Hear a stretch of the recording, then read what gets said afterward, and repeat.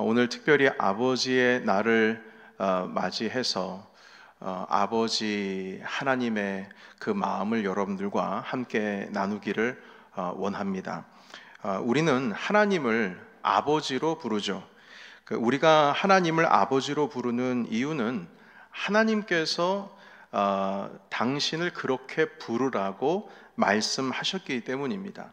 신명기 32장 6절의 말씀에 보면 모세 선지자를 통해서 이렇게 말씀하셨습니다. 우리 같이 6절의 말씀을 읽겠습니다. 자, 시작.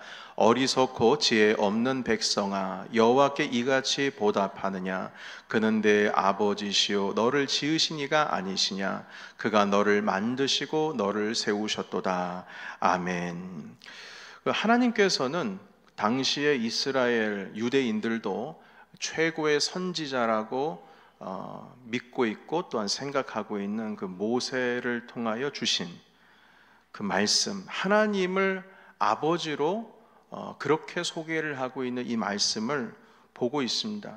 주님께서는 그렇게 당신이 아버지다 이렇게 가르쳐 주셨는데, 희한하게도 유대인들은 하나님을 아버지로 부르는 것을 꺼려했습니다. 왜냐하면 이것을 신성모독, 아주 불경건한 것이라고 생각을 했기 때문입니다. 여러분, 이상하죠? 하나님께서 아버지가 되셔서 자녀에게 내가 아버지다, 아버지로 부르라 라고 자녀에게 가르쳐 주셨는데, 자녀가 아버지를 향해서 그건 신성모독입니다 하면서 아버지를 아버지로 부르지 못하게 되는 그런 상황이죠.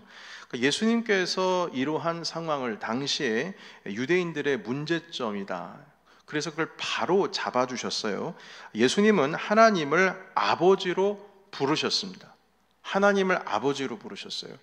여러분, 그 신학적인 용어로요,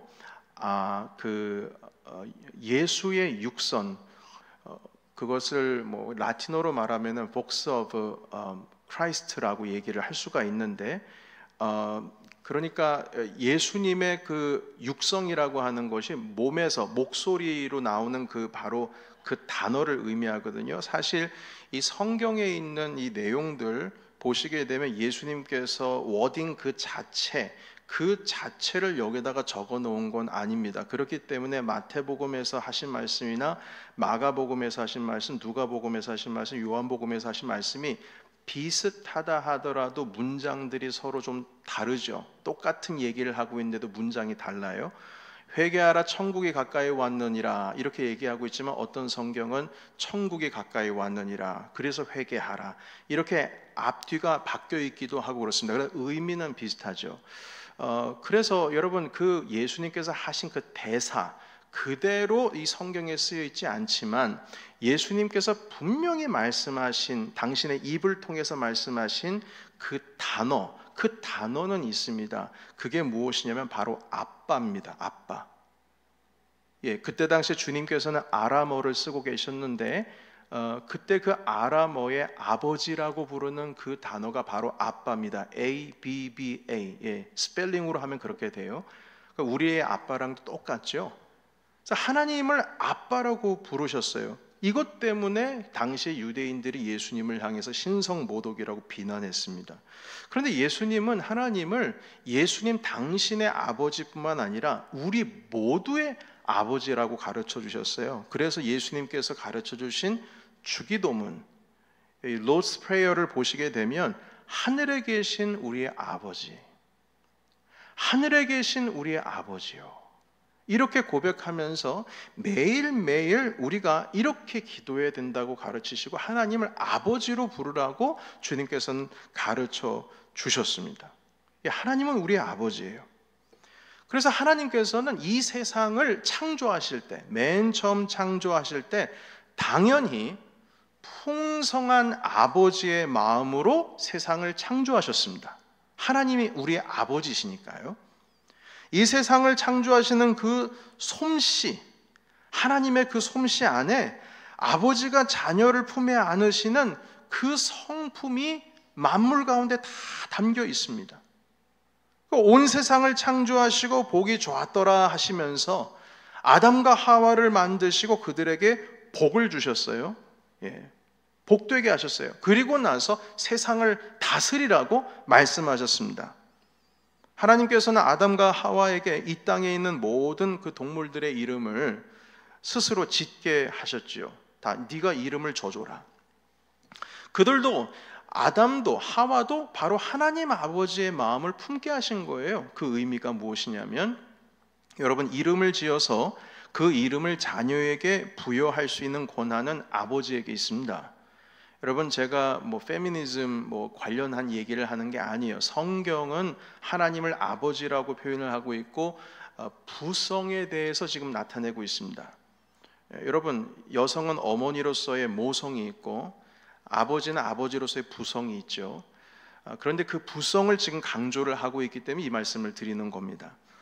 만약에 장명소에 가서 이름을 다른 사람을 통해서 지어오든, 아니면 무슨 가족 중에 다른 사람이 이름을 지어주든, 아니면 목사님한테 부탁해서 목사님이 이름을 지어주든, 그 이름을 그 아이에게 부여할 수 있는 법적인 권한은 누구에게 있냐면 부모에게 있습니다. 아버지에게 있다는 거예요.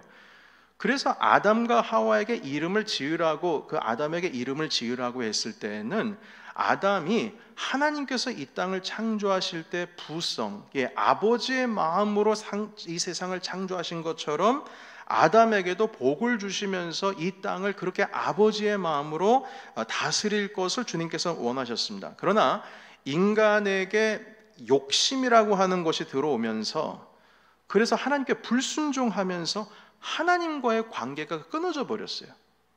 그러니까 하나님의 마음을 이 아담이 받을 수가 없는 겁니다. 그대로 그 마음을 가지고, 아버지의 마음을 가지고 이 세상을 다스릴 수가 없는 거예요.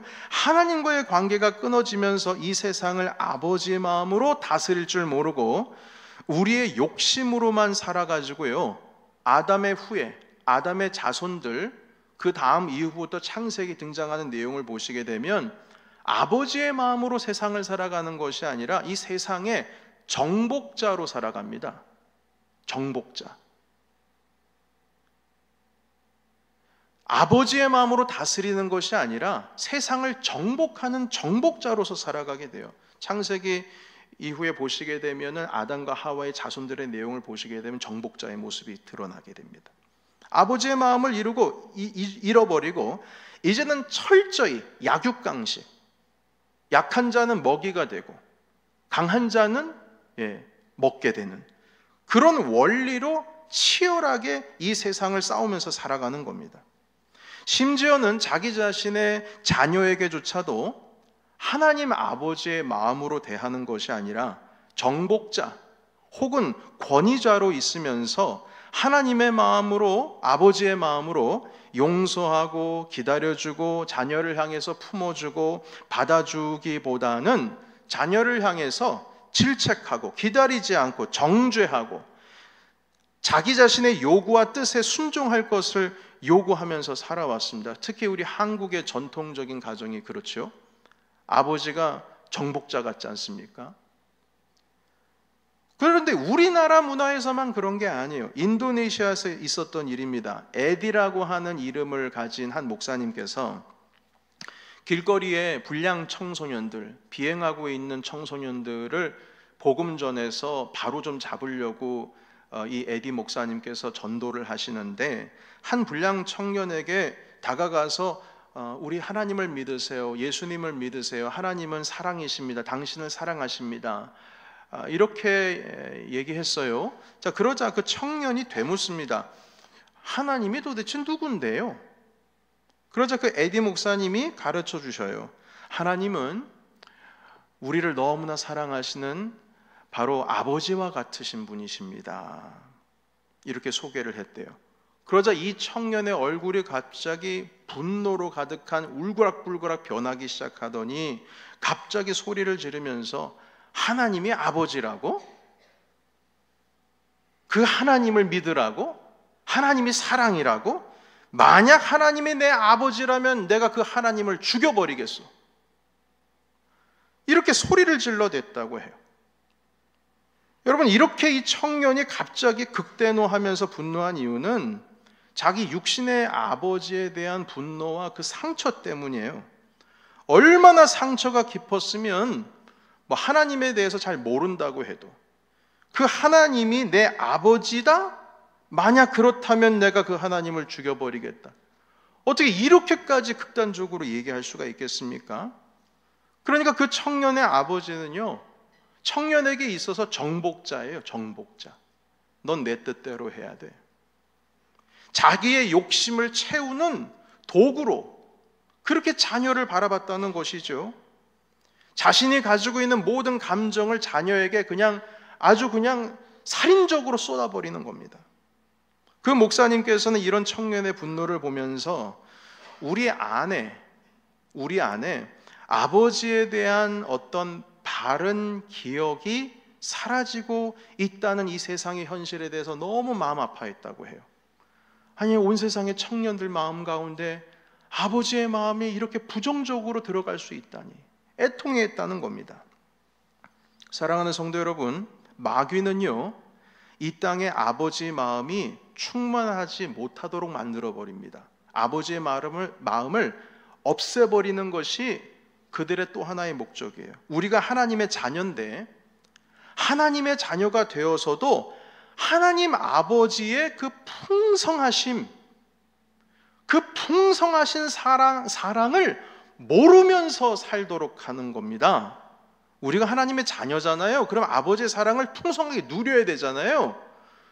그런데 그걸 못 누리게 하는 거예요. 어떻게 해요? 육신의 아버지와의 관계 속에 다 깨진 마음을 해서 무너뜨려 버리는 겁니다. 하나님이 아버지로서 그 이미지가 들어오는 것을 도저히 견디지 못하게 한다는 것이죠.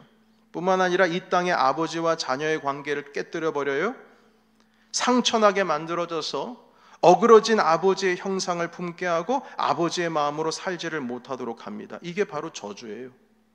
저주입니다. 그래서 아버지로부터 상처를 많이 입은 자는, 죄송한 말씀이고 이건 혹시 여러분 우리가 다 그렇습니다. 우리 한국 우리 자녀들, 특히 1세대 자녀들은 전통적인 아버지 상이 있고 아버지가 제대로 이 아버지 상다운 그것을 배우지를 못해서 자녀들이 정말 깊은 상처 가운데 살아가고 있습니다. 그러다 보니까 권위자에 대한 권위를 무시해요. 받아들이지를 못합니다. 그래서 목사와의 관계도 별로 안 좋아요. 가까이 다가가는 게 어렵습니다. 왜냐하면 목회자는 권위자니까. 다 깨진 그 관계 가운데서 일어나는 거예요. 하나님 앞에서도 가까이 나가지 못해요. 어떤 분을 제가 만났는데 하나님을 무서운 분으로 이해를 하더라고요. 그러니까 하나님 아버지의 마음이 그에게 있어서는 풍성한 사랑으로 다가오는 것이 아니라 두려워하고 경외하고, 경외라고 하는 것이 부정적인 의미에서 그런 의미로 다가온다는 것입니다. 사랑하는 성도 여러분, 아버지의 마음이 없이 대통령이 되고 아버지의 마음이 없이 정치인이 되고 아버지의 마음이 없이 지도자가 되는 것은 그건 저주입니다. 여러분, 대통령과 정치인들 그 자리에 올라가면 정복자로서 올라간 게 아니에요. 아버지의 마음이 있어야지 나라를 잘 다스릴 수 있는 겁니다. 아버지의 마음이 없이 선생님이 된다? 이거 저주입니다. 아버지의 마음이 없이 사장이 되고 아버지의 마음이 없이 비즈니스를 한다는 건 그게 저주예요. 주님께서는 이 땅을 창조하실 때 아버지의 마음으로 창조하셨고 아담을 부르셔서 세상을 다스리게 하실 때 아버지의 품성으로 세상을 다스리게 했거든요. 그런데 그 아버지의 마음이 없다? 우리가 세상을 다스리고 나아가는 그 모든 것들이 저주입니다. 저주예요. 우린 정복자가 아닙니다. 아버지의 마음이 없이 목사가 되는 것, 그거 저주입니다. 아버지의 마음이 없이 직분 받는 거 저주입니다. 아버지의 마음이 없이 교회를 섬긴다? 그것도 저주입니다. 여러분, 하나님께서는 바른 아버지의 형상, 그 아버지의 마음이 우리 가운데 회복되기를 원하신 거예요. 그래서 성경의 처음인 이 창세기에서는 아담과 하와에게 아버지의 마음을 주셨고, 그리고 죄악으로 잃어버린 그 아버지의 마음을 말라기라고 하는 마지막 구약의 마지막 부분에서 다시 회복하시겠다고 말씀하신 거예요. 그래서 말라기 마지막 장, 마지막 구절 4장 6절의 말씀을 다시 한번 같이 읽도록 하겠습니다. 자, 시작. 그가 아버지의 마음을 자녀에게로 돌이키게 하고 자녀들의 마음을 그들의 아버지에게로 돌이키게 하리라. 돌이키지 아니하면 두렵건대 내가 와서 저주로 그 땅을 칠까 하노라 하시니라. 아멘. 주님께서는 마지막 말라기 선지자를 통해서 마지막 날이 오면 아버지의 마음을 자녀에게로, 자녀의 마음을 아버지에게로 회복하게 하시겠다고 말씀하셨습니다. 그 독서의 기술이라는 책이 있습니다. 독서를 어떻게 하는지에 대한 방법에 대해서 가르쳐주고 있는데요, 제가 대학 초년생일 때 읽었던 기억이 납니다. 제 기억에 남는 것은 무엇이냐면, 책을 읽을 때 처음 부분과 마지막 끝부분을 잘 읽어야 된다고 그 책이 가르쳐주고 있습니다. 왜냐하면 일반적으로 이 저자가 책을 쓸 때 궁극적으로 자기가 하고 싶은 말을 그 처음 서론 부분과 마지막 결론, 끝부분에 기록을 해놓고 있다고 해요. 그래서 서론, 결론만 읽어보더라도 이 책을 쓴 저자가 무엇을 말하려고 하는지를 어느 정도 우리가 짐작을 할 수가 있다는 겁니다. 그리고 나서 책을 읽어 나가면 그 어떤 내용으로 나에게 말하려고 하는지를 우리가 충분히 이해하는 데 쉽다는 거예요. 그래서 글을 쓰는 사람들은 항상 처음과 마지막을 어떻게 장식할지 고민하는 것, 이것이 저자들의 일반적인 특징이라고 해요. 이런 원리로 성경을 보면 이 책의 성경의 시작인 창세기, 아버지의 마음으로부터 시작해서 구약 성경의 마지막인 말라기를 통해서 아버지의 마음을 회복시키겠다는 주님의 의지가 성경 전체에 가득히 차 있습니다.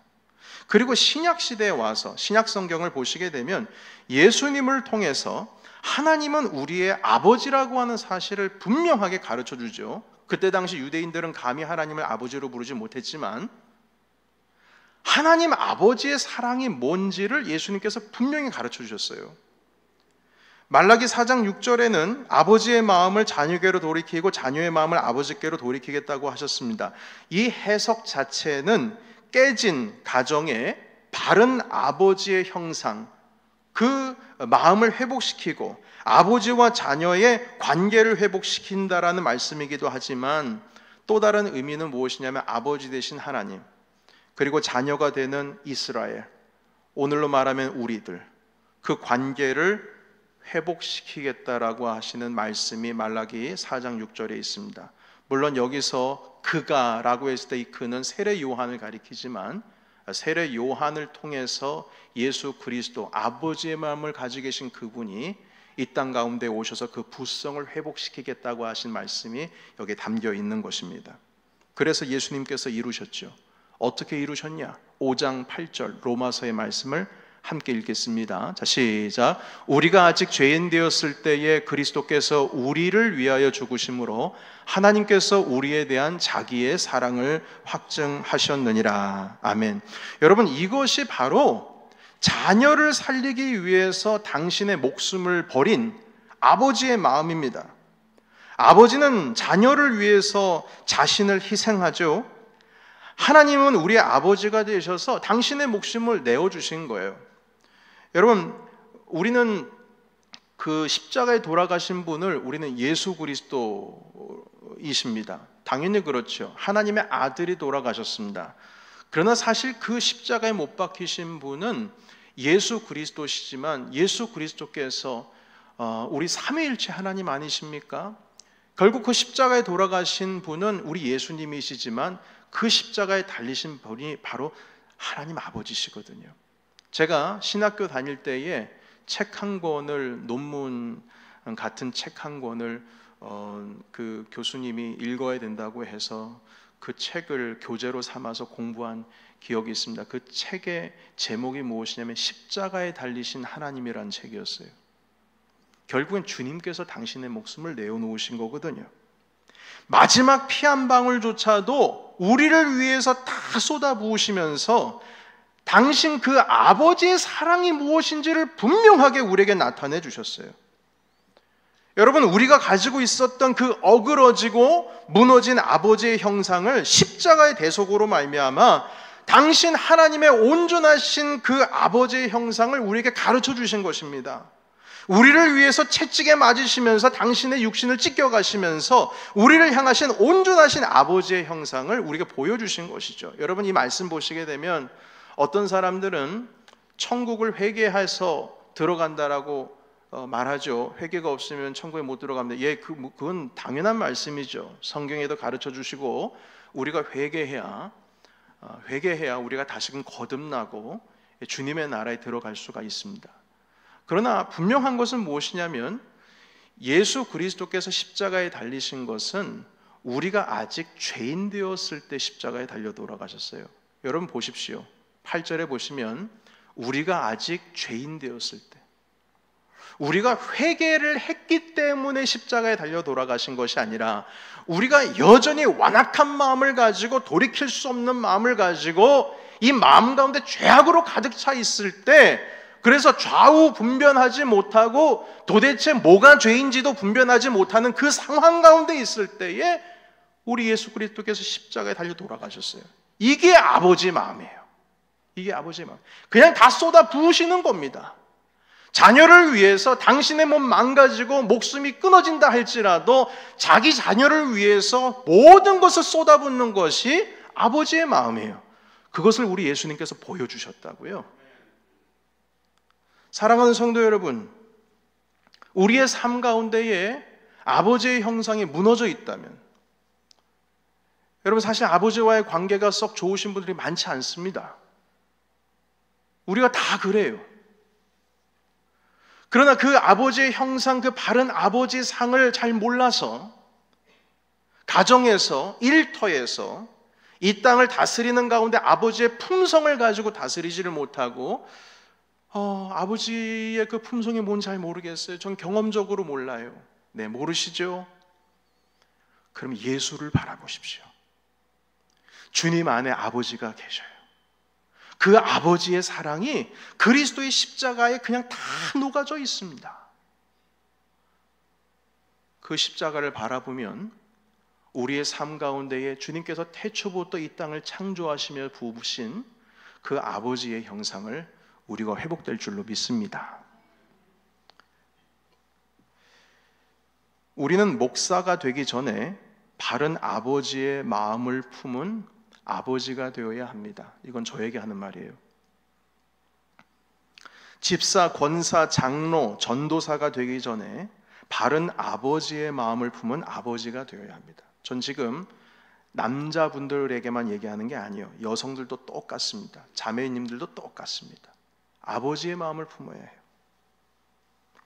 이 말의 뜻은 다시 말해서 돌볼 줄 알아야 된다는 겁니다. 아버지는 돌볼 줄 아는 사람이에요. 책임을 질 줄 알아야 돼요. 아버지는 자녀를 방치하지 않습니다.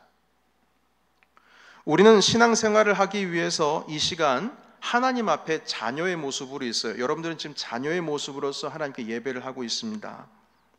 그러나 교회와 성도들과의 관계에 향해서는 우리는 자녀가 아닌 아버지의 모습으로 있어야 됩니다. 서로 온유하고 서로 용납해주고 서로 돌볼 줄 알아야 합니다. 교회에 나오는 것이 내 개인적으로 하나님과의 관계만 쌓기 위해서 교회에 나오는 거 아니에요. 개인이 하나님 앞에 은혜 받는 것으로만 만족하면 안 됩니다. 나는 오늘 예배했어. 충분하지 않습니다. 하나님과의 관계 나 문제없어. 충분하지 않습니다. 요한일서 4장에는 내 형제들과의 관계에서 문제가 있으면 하나님을 알지 못한다고 했습니다. 형제를 사랑하는 자가 하나님을 사랑할 수 있다. 형제와의 관계, 자매와의 관계를 통해서 하나님과의 관계가 정립이 됩니다. 서로 온유하고 돌볼 줄 알아야 해요. 개인적인 은혜, 개인만 예배했다고 해서 다 되는 게 아니에요. 성도를 돌봐야 하고 그리고 서로 본이 되어야 합니다. 이 말씀은 에베소서 4장에서 6장을 잘 읽어보시면 서로가 겸손히 섬겨야 될 것에 대해서 말씀하고 있죠. 아버지의 마음을 서로에게 보여주고 든든히 세워나갈 수 있는 공동체가 되어야 된다는 겁니다. 이러한 태도로 우리는 예배하고 성도의 교제를 나눠야 될 것입니다. 집안에 아버지가 아버지의 모습으로서 있지를 않으면 불안합니다. 역기능 가정이라고 하죠. 역기능, 기능이 제대로 워킹하지 않는다는 뜻이에요. 마찬가지입니다. 교회에 아버지 역할을 하는 사람들이 많아야 합니다. 예배는 드리는데 아버지가 내 눈에 안 보이면 아버지들 역할을 하셔야 될 분들이 눈에 보이지 않으면 교회는 불안합니다. 성도의 교제를 나누는데 아버지 역할을 하셔야 되는 분들이 보이지 않으면 교제를 해도 교제를 하는 것 같지 않습니다. 밥상머리에는 아버지가 있어야 돼요. 밥상머리에서 교육이 다 된지 않습니까? 우리 한국 전통에 의하면요. 그래야 평안이 있습니다. 여러분, 저녁 때가 돼서 식구들이랑 다 식사를 같이 하는데 아버지가 안 보인다. 좀 불안합니다. 저희 아버지께서는 제 기억에는 어릴 때에 항상 밤새워서 책 읽으시고 밤새워서 책 읽으시다가 새벽기도 인도하시고 그러다 기도의 인도 다 끝나신 다음에 강단 위에서 기도하시다가 스르르 주무시는 아버지로 항상 전 기억을 하고 있거든요. 그런데 아침에 저희 어머니께서 항상 저 학교를 보낼 때 늘 밥을 이렇게 준비를 해주셨는데 빵, 콘프레이크 이런 거 아닙니다. 밥을 항상 해주셨어요. 근데 그 밥상에는 아버지가 안 계실 때가 많았어요. 근데 그게 섭섭한 게 아니라 그 순간조차도 아버지와 같이 밥을 먹으면 밥을 같이 먹는 날에는 그렇게 제 마음에 힘이 나더라고요. 심지어 조찬 같이 나누는 그 순간에도 그런 마음이 있는데 하물며 여러분 가정 가운데 아버지가 안 계시면 그 자리가 비어있다면 얼마나 자녀들이 힘들어하겠습니까? 마찬가지입니다. 우리 영적인 가족인 교회에 아버지 역할을 하시는 분들이 굳건히 자리를 지켜야 될 줄로 믿습니다. 그래야지 교회가 평안해요. 우리 직분자들은 모두 아버지이십니다. 여기에 있는 우리 모두가 아버지의 마음을 회복해야 우리 속에 있는, 우리 안에 있는 가정뿐만 아니라 일터에서도 그 아버지의 복이 흘러갈 수가 있는 겁니다. 여러분, 옆에 계신 분들과 함께 이렇게 축복하면 좋겠어요. 여러분들 여성분들, 우리 자매님들도 같이 함께 하면 좋겠습니다. 우리 다 지금 아버지의 마음을 품어야 되니까요. 이렇게 축복하실까요? 아버지의 마음을 회복합시다. 우리 축복하면서 서로 이야기했습니다. 아버지의 마음을 회복합시다. 네. 하나님께서 아브라함에게 복을 주시면서 그 이름을 아브라함이라고 바꿔주셨죠. 아브라함의 그 뜻이 열국의 아버지란 뜻입니다. 복을 주시면서 열국의 아버지라고 했어요.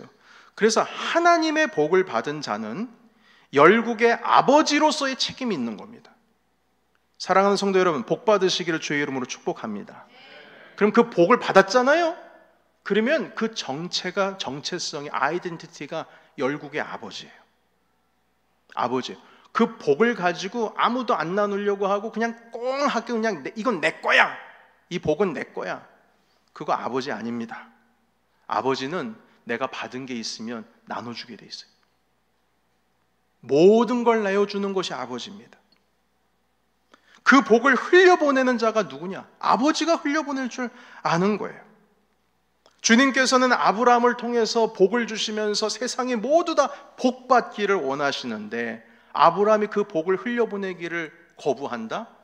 그건 이름값 못하는 거예요. 정체성이 틀어져 버린 겁니다. 하나님께서는 아담에게 명령하신 그 명령을 그대로 아브라함에게도 명령을 하신 거예요. 네가 복이 되어야 한다. 마찬가지로 아브라함의 아내를 사레라고 하지 않고 그 다음부터는 사라라고 했습니다. 사라의 뜻이 뭡니까? 열국의 어머니라는 의미가 담겨 있습니다. 온 세상의 어머니로서 복을 흘려보내라는 뜻이죠. 이 의미는, 워딩은 어머니라고 했지만 그 본래 의미 자체는 하나님의 마음을 가지고 살아가야 된다는 말씀을 하기 위해서 사라에게 열국의 어머니라는 이름을 부어주신 겁니다. 여러분, 우리가 이 복을 나누려면, 흘려보내려면 그 전에 먼저 복을 받아야 흘려보낼 수 있지 않겠습니까? 그런데 그 베푸는 넉넉하고 온유하고 세상을 돌볼 줄 아는 그 사람은 바로 하나님의 마음을 가진 사람이라는 겁니다. 여러분, 그래서 우리 중에는 그 바른 아버지의 마음을 모르고 자라난 사람들이 정말 많을 거예요. 왜냐하면 우리 아버지 세대가, 또한 그 위의 아버지 세대가 바른 아버지의 상을 보고 배우지를 못하면 그것이 그렇게 계속 쌓여져 가는 겁니다. 그러나 이제 우리 세대부터 그걸 회복해야 돼요. 예수 그리스도 안에 아버지의 마음이 담겨 있습니다. 예수님을 바라봐야 해요. 그 십자가 안에 하나님 아버지의 마음이 담겨 있어요. 우리를 위해서 자기 몸을 던지시고 뿐만 아니라 오늘 부활하셔서 오늘 이 순간에도 우리와 함께 하시고 영원히 함께 하시겠다라고 약속하신 그 아버지의 마음을 우리가 회복해야 될 줄로 믿습니다. 여러분, 이 시간 우리를 향하신 그 아버지의 마음을 회복하시고 여러분들의 가정에서, 여러분들의 이웃을 향해서, 그리고 세상을 향해서, 마지막으로 교회를 향해서 돌볼 줄 아는, 희생할 줄 아는, 따뜻한 마음을 가진, 용납할 줄 아는, 용서할 줄 아는, 배려할 줄 아는 그런 모든 열국의 아버지들이 되시기를 우리 주 예수 그리스도의 이름으로 축원합니다. 아멘. 이 시간 우리 함께 찬양을 좀 하면 좋겠는데요. 하나님 아버지의 마음이란 찬양이 있습니다. 우리 찬양 부르시면서 하나님, 이 시간 여기에 있는 형제님들뿐만 아니라 자매님들도 똑같은 마음입니다. 하나님, 그 마음을 내게 주세요. 아버지의 그 온유한, 그리고 세상을 품은, 복을 가지고 복을 나눌 수 있는, 그리고 가정에서, 일터에서, 교회에서 내가 누군가를 돌볼 줄 아는 하나님 아버지의 그 본을 따를 수 있는 성품을 갖게 해주세요. 이 마음으로 함께 찬양하도록 하겠습니다.